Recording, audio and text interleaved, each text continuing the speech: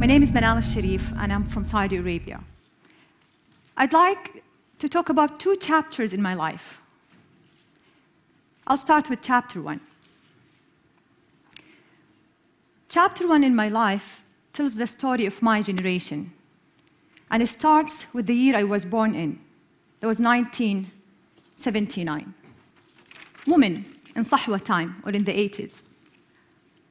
In the Sahwa time, those extremists, one of the main subjects they used to talk about is us women. For them, a woman is always treated like the seductive fruit. Means, if I leave the house and something bad happens, I'm responsible for that, because men cannot control their instincts. So I was bound to stay home, according to their rules. For them, I was awra. Awra is sinful place of your body to show or to disclose. For them, my face was awra.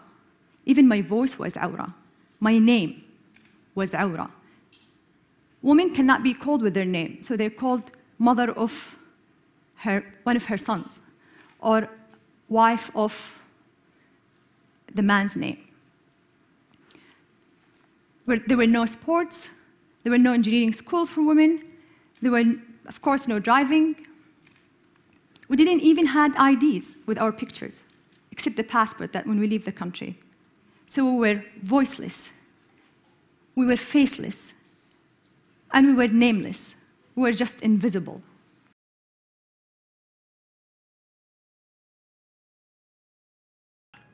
So here, there is a very important issue we have to understand.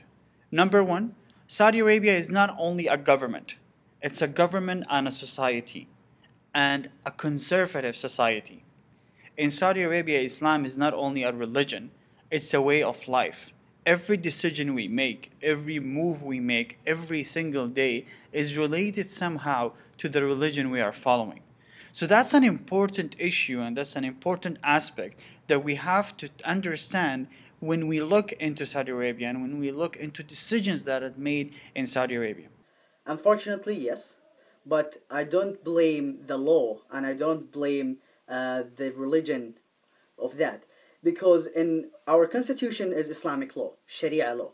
So based on that, the Islamic law gave the rights for all gender to practice they have the ability to practice the right equally.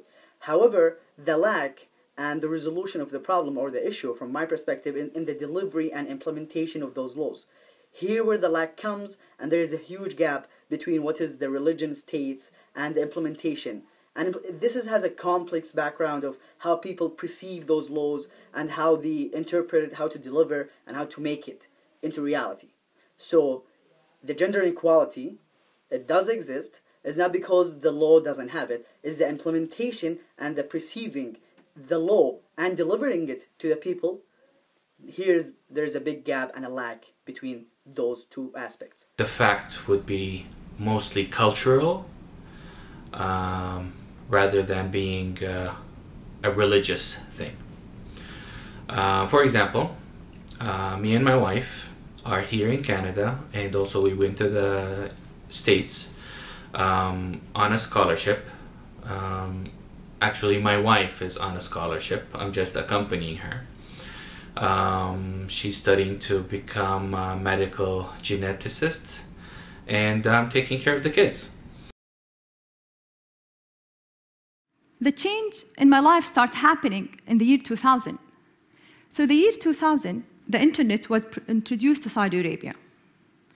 That was the first time for me to go online. And I'll explain why I'm displaying this picture. I was really extremist. So I used to cover top to head. They told us in school, it's sinful to draw people or portraits of animals or people. And I took all my paintings and I burned them. And I was burning inside and feeling this is so unfair. In the year 2000, when the internet was introduced to Saudi Arabia, it was the first door for us, the youth, the young people, to the outside world.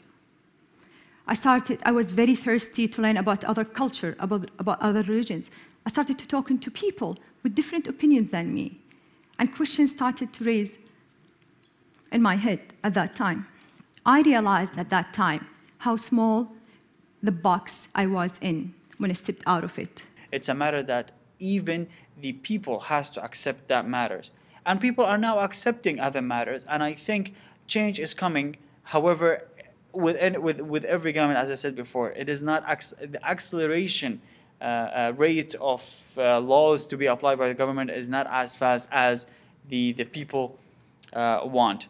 An example for that, a guy from the desert, from the Badu, his mind said that his woman has to cover her from head to toe, and the next day you're telling him, okay, now your wife has to go to the office to get an ID card. She has to unveil her face.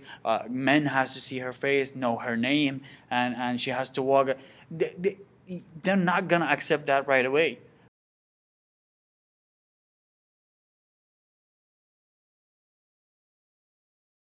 A few differences that I've noticed with women from Saudi Arabia are that their husbands will definitely speak on their behalf.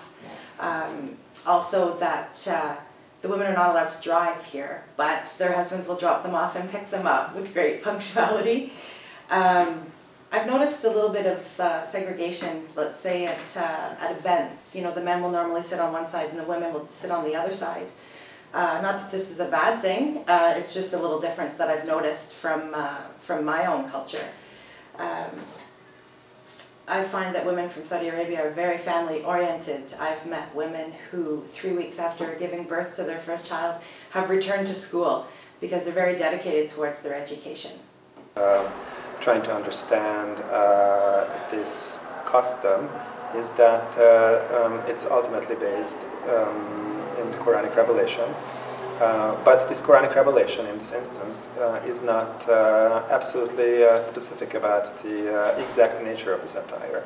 So various, I suppose, areas within the Muslim world being influenced by different schools of law or different interpretive traditions arrive at different conclusions regarding the veil. But I think that in general, the tradition accepts the need for women to dress modestly and to preserve their dignity in that special sense. And I think that's the important factor here, that whatever kind of veil, a form of veil the woman wears, the ultimate principle is that the Quran tries to, in that particular passage, tries to preserve the dignity of the female. In my opinion, I feel that all women at Laurentian University are treated equally, and I do not feel that there is a barrier for women who wear hijabs. As I stated, working in the international department for approximately 4 years, I've gotten to know a lot of Saudi Arabian women really well, and I've come to deeply respect them, their views and opinions. I would not treat anyone differently, hijab or not. They think that we are abused by our husbands or our society, and they force us to wear in this way. But no, this is our choice. This is our tradition, customs.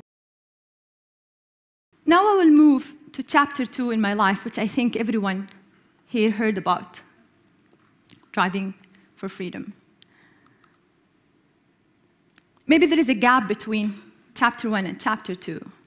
Saudi Arabia, there is not that much happening, so maybe there is not that much to tell you what happened from chapter 1 to 2. But chapter 2, we were inspired by the Arab Spring, and we were led by personal struggles. We were a group of women, Saudi women, who started Drive Your Own Life. And it was just a very simple campaign using social media and calling women to drive on June 17. One of the breakthrough things, I recorded a video explaining what is June 17, and I recorded another video of me driving. I used my face, my voice, and my real name. I was there to speak up for myself. I used to be ashamed of who I am, a woman, but not anymore. That video, when I posted it online, it got like 700,000 views in one day. A day later, I was arrested and sent to jail. the famous woman can drive, it is according to law, but according to the existing law, but it's not about religion who enforcing that law. It's actually the society is not accepting this. The culture is not accepting the aspect. This norm has been developed throughout years from the people, not from the religion. Because even though from our history, Islamic law and Islamic history, we had women who could travel by themselves, could ride, and could have their own transportation, like whatever the form of transportation, what was it? I'll say, in my point of view, it is a cultural reason. If you take an example for a lot of Muslim countries, such as Kuwait, Bahrain, and like even in Africa, such as Tunis, Morocco, and Egypt, women there are driving. So, if we talk about Saudi Arabia in particular, we will say it is a cultural reason, not a religion reason. Again, we have to understand the infrastructure of Saudi Arabia. And I'm going to talk about my city and my own personal experience with Jeddah, the western region of Saudi Arabia. It takes forever to go from spot A to spot B. It is not 3 hours rush hour, it's 24 hours rush hour. That's how I call it.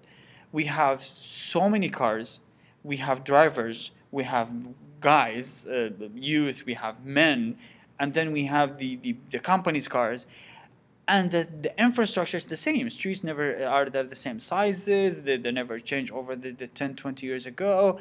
So in order to apply a new law of women to drive, we have to make room for them to drive.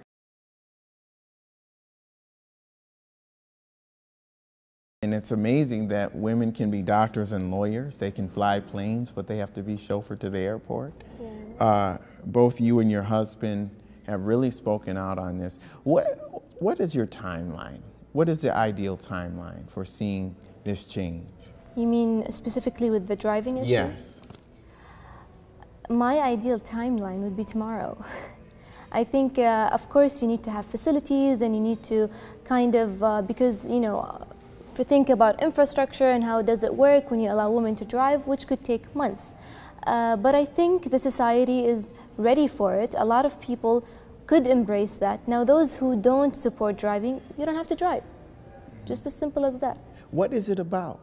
I mean, what is the problem with women driving? Lots of excuses, but even if I tell them to you right now, it doesn't make sense, because lots of Muslim countries allow women to drive. We're the only country in the world where women cannot drive. Islam actually encouraged that women participate in sports, and they use transportation, and women used to ride camels and horses. The wives of the Prophet used to ride horses and camels. So it just doesn't make sense. There's no excusable answer for that. It just doesn't make sense. I was reading about a woman who actually was going to be the victim of lashing as a result of a decision to drive. Yeah. People can be lashed for disobeying the law. Since you've had so much exposure to the Western world, what do you think about that practice, as particularly when used against women? That's a perfect example of how civil rights can protect us women. Written civil rights. It's not about driving. The judge who judged the lashing does not reflect the government, nor does he reflect the courts. He just decided that this is the punishment for her. And when the punishment got to the king revoked this decision, saying it's not fair. That's what we want to happen. We don't want every decision to reach decision makers in order for people to get their rights.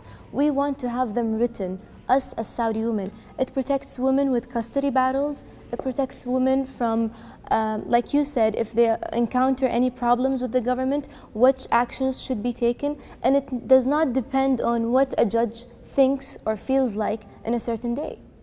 What I feel is I measure the impact I make by how harsh the attacks are. The harsher the attacks were, the greater the impact was.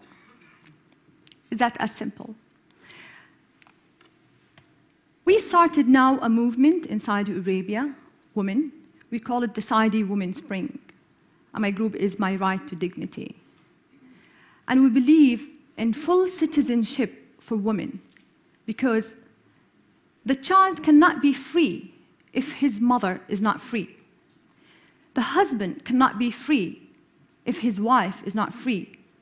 The parents are not free if their daughters are not free. The society is nothing if the women are nothing.